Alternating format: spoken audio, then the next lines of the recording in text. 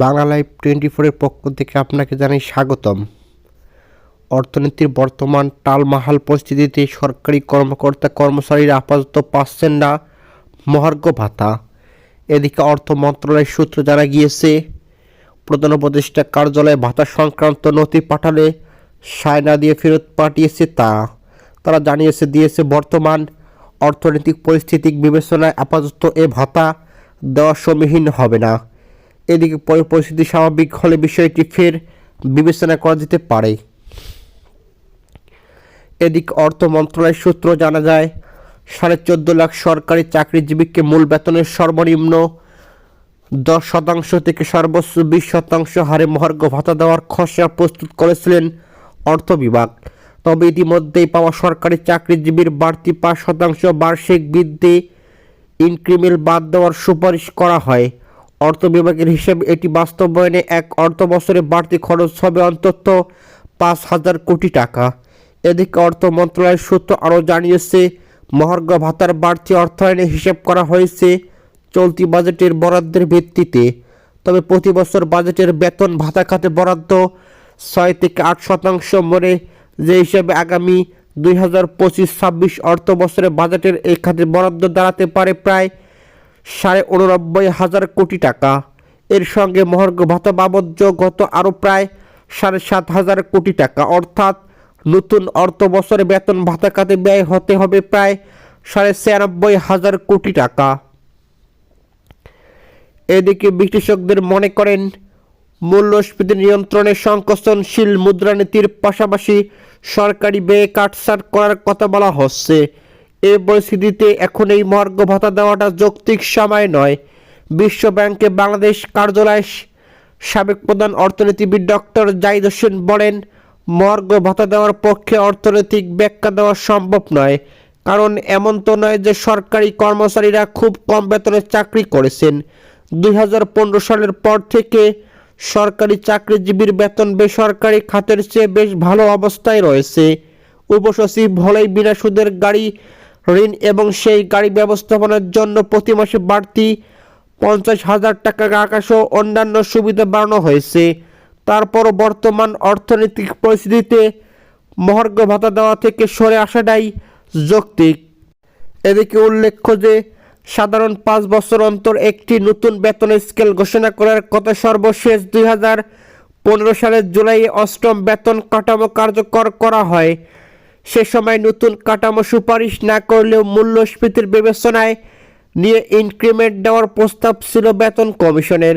তবে 2023 সালের জুলাইয়ে আগস্ট পর্যন্ত প্রতি বছর সরকারি কর্মকর্তা কর্মচারীরা 5% হারে ইনক্রিমেন্ট পেয়ে আসছিলেন।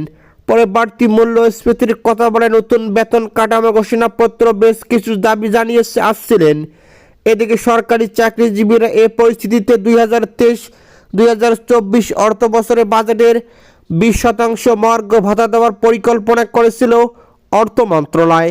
পরে তা কার্যকর না হলে বিশেষ সুবিধা হিসেবে বার্ষিক ইনক্রিমেন্টের পাশাপাশি মূল বেতনের আরও 5% প্রণোদনা দেওয়া হলে পরে 2023 সালের জুলাই থেকে সরকারি চাকরিজীবীরা মূল বেতনের 10% হারে ইনক্রিমেন্ট পাচ্ছেন। এদিকে মূল্যস্ফীতির চাপ থেকে কিছুটা স্বস্তি দিতে আবারও মহার্ঘ ভাতা দেওয়ার উদ্যোগ নিয়েছিল অন্তর্বর্তীকালীন সরকার। এই অংশ হিসেবে গত 11 ডিসেম্বর জাতীয় বেতন স্কেল 2015 এর আওতাভুক্ত কর্মকর্তা কর্মচারীদের মহার্ঘ ভাতা সংস্কারের বিষয়ে পরিচালনার জন্য কমিটি গঠন করা হয়েছিল ইতিমধ্যেই। এদিকে সমাবেশে বক্তব্য রাখেন বলে, গত 10 বছর ধরে সরকারি কর্মচারীদের বেতন ভাতা বাড়ানো হয় না, কিন্তু দেশের সকল সেক্টরে কর্মচারীদের বেতন বাড়ানো হয়েছে। 11-20 গ্রেডের কর্মচারীরা পরিবার পরিজন নিয়ে মানবেতর জীবনযাপন করছেন। গত 7 বছর ধরে বৈষম্যমুক্ত পে স্কেলের দাবিতে আন্দোলনের পরে বৈষম্যবিরোধী সরকার মহার্ঘ ভাতা প্রদানের কমিটি গঠন করেছে, যার ফলে কর্মচারীরা আশার আলো দেখছিল। কিন্তু কিছু সুশীল নামধারী লোক এর পেছনে লেগেছে যেন সরকারি কর্মচারীদের বেতন বাড়ালেই দেশজাত সমস্যা হয়। এদিকে মহার্ঘ ভাতার সঙ্গে ভ্যাট বাড়ানোর কোনো সম্পর্ক নেই জানিয়েছেন অন্তর্বর্তীকালীন উপদেষ্টা সালেহউদ্দিন আহমেদ বলেছেন, বাংলাদেশ হচ্ছে সবচেয়ে কম কদরতা দেশ। এদিকে বুধবার সচিবালয়ে খাদ্য পরিকল্পনা কমিটির বৈঠক শেষে আয়োজিত সংবাদ সম্মেলনে অর্থ উপদেষ্টা সাংবাদিকদের একথা বলেছেন। তিনি বলেন, মহার্ঘ ভাতা যদি দিই সেটা আলাদা হিসাব করব। বাংলাদেশ হচ্ছে সবচেয়ে লোয়েস্ট ট্যাক্স পেইং কান্ট্রি। এদিকে এলডিসির চেয়েও আমাদের ট্যাক্স কম।